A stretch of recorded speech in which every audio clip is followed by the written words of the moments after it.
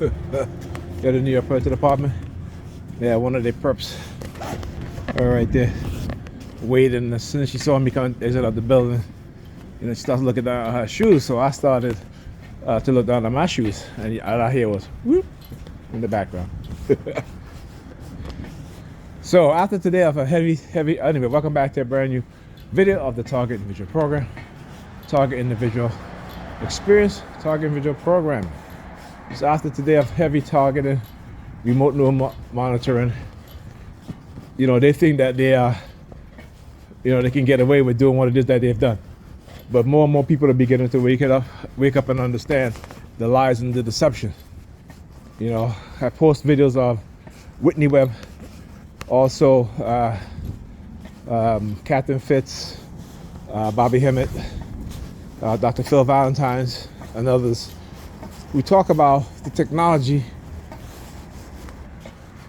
that was developed, they were developing at the time, that they have developed now, and what it is that they have been engaging in, and how, you know, the idea that they have in people's mind now that, you know, the Palestinians were used as victims to be experimented on. That's true. But when it comes to the mind control, the implantation of microchips for the purpose of remote monitoring, they've been doing this to us black men in particular as boys. Because what do they say? That they have to control us, right? If they don't control us when we're young, right? They said, imagine when we grow up. Okay, can you imagine that? The people with the most criminal mindset, engaging in crimes against the civilian population, particularly black people, black children in particular, LXR 6324. I tell you, they're coming out the woodworks. The number 32. Start to see a different car every night now that I've never seen before.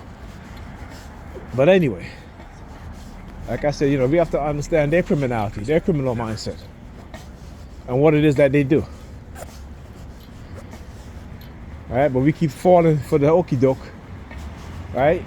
They got us thinking that we are criminals when they are the ones that are creating the criminals within the society. Right? You need to understand that. You know, you have to understand the system is inherently criminal. So what do you think those living within the society, particularly when you oppress people and have them living in poverty? Like I said, which they know that poverty is a big indicator of crime, a big part of what is responsible for crime. But who is responsible? It is those in position of power, those within the government institutions, right? Those who craft policies to disenfranchise other groups of people, right? Those within the financial system, right? Those who deny financial opportunities, business opportunities to oppress people. Okay? So here's the thing. Again, I want people to understand, right? If you grew up in a society in which those at the top deny you resources, right? Put you in some of the most worst conditions, and they don't punish the people who have you living in some of the most worst conditions, right? It still goes on today. We see in New York Attorney General Letitia James, you know, settle lawsuits with landlords who have particularly black and Hispanic people living in some of the most horrible conditions, right? And she didn't sue to, you know, give those people who have been living in those apartment buildings any sort of financial restitution because of bad health that they had while living in those apartments, because of lead paint, because of the lead poison of their children, right? She sued, settled, right? I think the settlement was like $6 point something million, but it doesn't go to the tenants and to the people that was harmed living in those buildings, right? In which the landlord had them living in some of the most worst conditions and the most decrepit conditions, right? So even when, like I said, even when we have people in those positions right? Who they say, okay, we're doing the right thing by suing.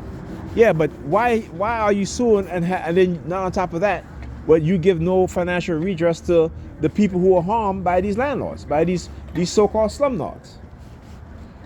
This is what I'm talking about. So when I talk about how, within the system, how it doesn't want black people to have financial upliftment, and you look at Flint and what they've done in Flint, and you look at the settlement, which is appalling, it's appalling, right? So the system is inherently created to keep us at the bottom, to keep us, what is he doing? Anyway, we'll continue this conversation when I get off the bus. Hopefully I remember. Thank you.